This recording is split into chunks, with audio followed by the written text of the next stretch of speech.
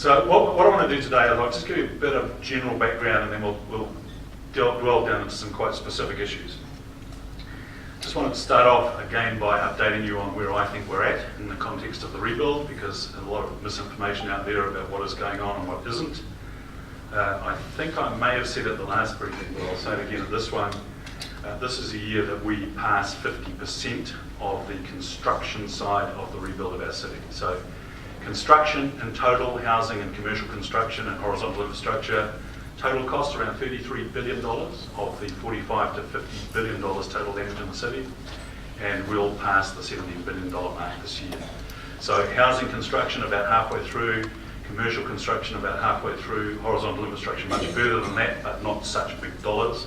So if you look at housing, it's about $15 billion, commercial about $12, $13 billion, balances horizontal infrastructure to make up that $33 billion.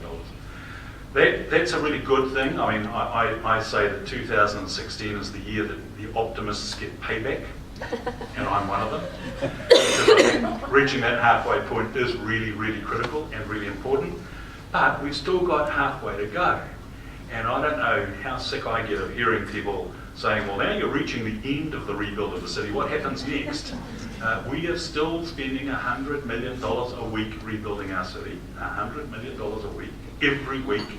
And we will continue to spend $100 million a week, no matter which way you look at it, for the next 2 to 3 years. So don't believe anyone who tells you that we're nearing the end of the regeneration of our city. We've got a way to go. And one of the really interesting things about that is that, and forgive me if some of this information you've heard before, but it's worth repeating, 84% of the total damage done in the city was covered by insurance, 84%. And we made comparatives. Turkey, when they had the earthquake, was 9%, Japan was 17%, Chile was 23%, we were 84%. This is actually private insurance that is underpinning the rebuild of the city. And that's not a commonly held belief, but it's real. We all love to hate our insurance companies. We all love to moan about how hard it's been with our insurance companies. The reality is that this has been the best insured disaster in the history of the world on a per capita basis. And we were in a really, really sweet spot when it came to insurance cover of our community and its assets. Nowhere else in the world has been better insured in the face of a disaster that we went through. And that means that we've got about $33 billion worth of insurance money underpinning the rebuild of the city. And that's real. You know it's real because a lot of you are beneficiaries of insurance payouts. A lot of you are probably still a bit grumpy about your insurance company. But the reality is that that is an enormous amount of money that is going into the reconstruction of Christchurch. I don't know anywhere else in the world, and if you do, please let me know, where $45 billion in total has been tipped into a population of under 400,000 people to rebuild a community.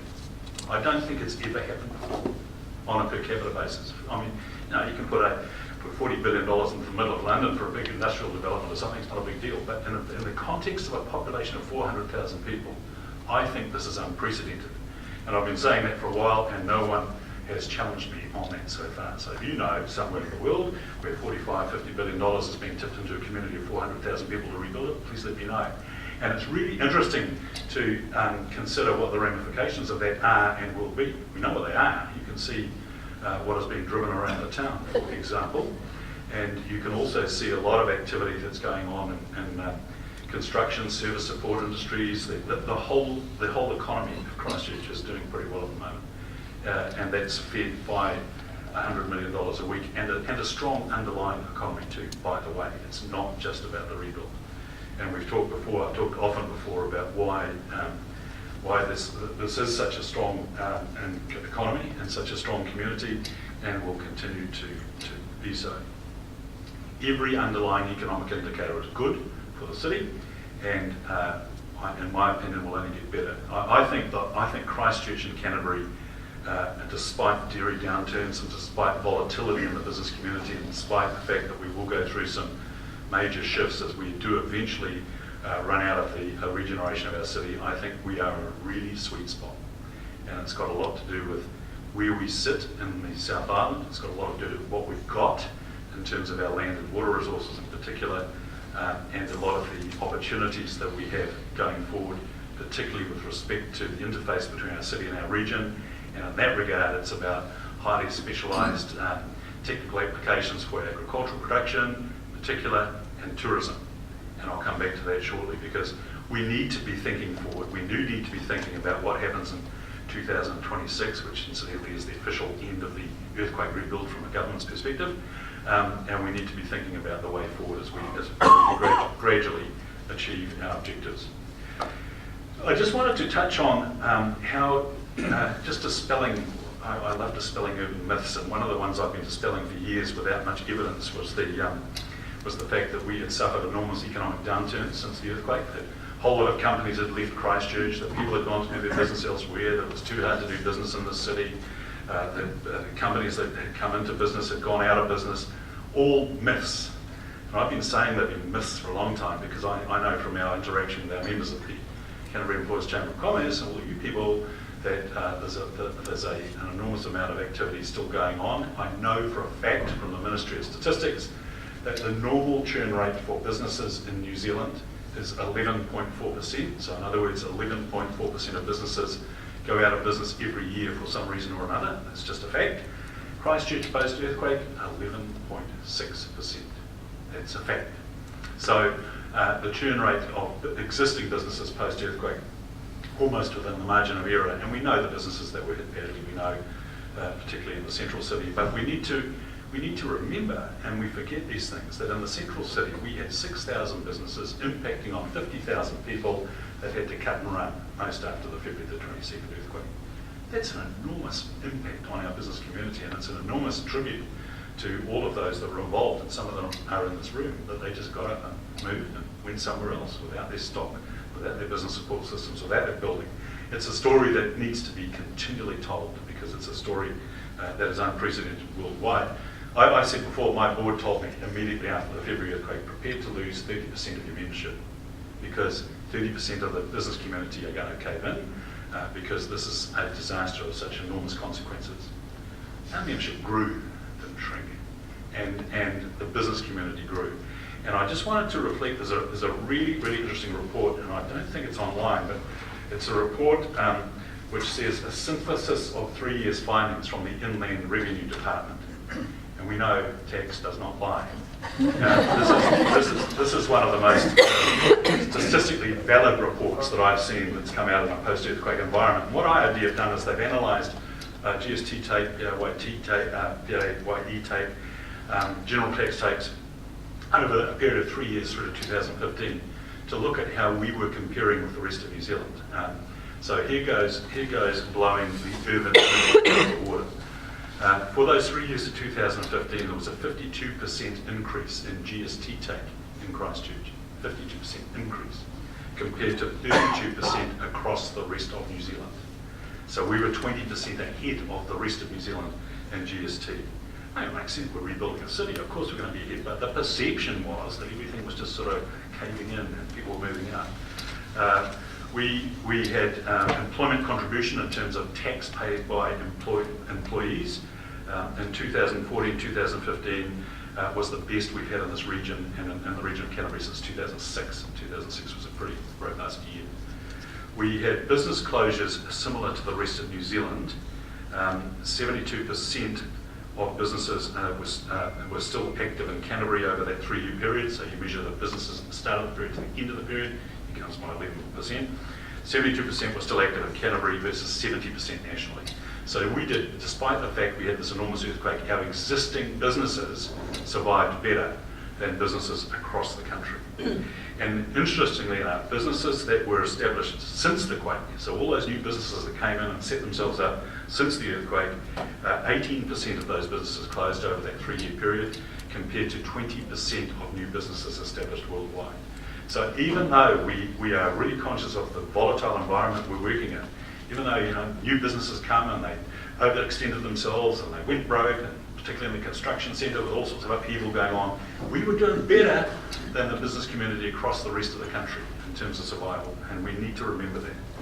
So the tax, IRD say in this report, overall the rebuild does not appear to have measurably changed the business failure rate, challenging the theory that new and existing businesses would experience higher failure rates as a result of the earthquakes. Really, really important that we all get that, Because if you talk to people outside the city, they will tell you that a lot of businesses fail, a lot of businesses cut and ran. Well, tax doesn't lie. So this is empirical information that we can justify our position on.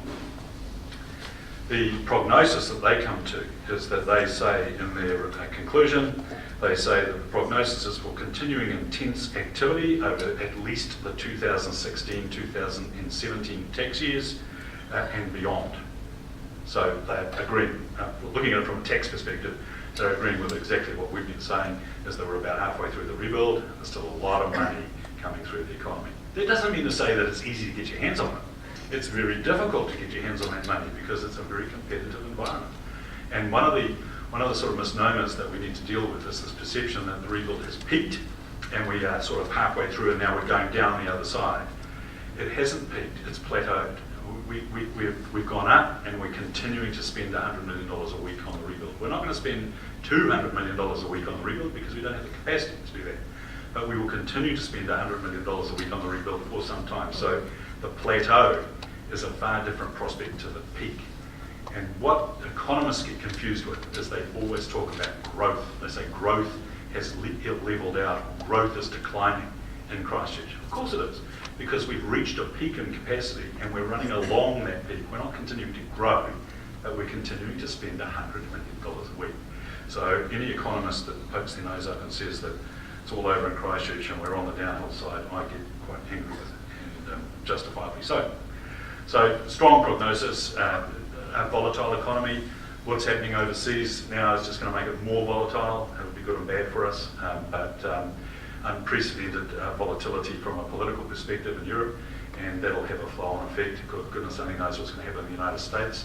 But it's a general message, as you all know, a general message about how people are changing their attitude and mindset towards political representation and political representatives and bureaucracy, and they're getting a bit sick of it, and we should take heed of that because that will impact on us one way or another.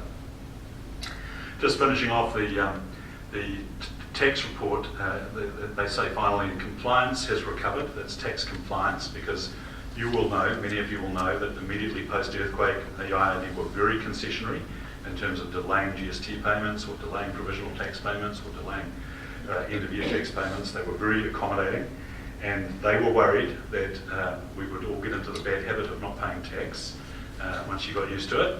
That didn't happen. Tax compliance has recovered and is close to New Zealand overall. We are now doing as well as the rest of New Zealand in terms of tax compliance.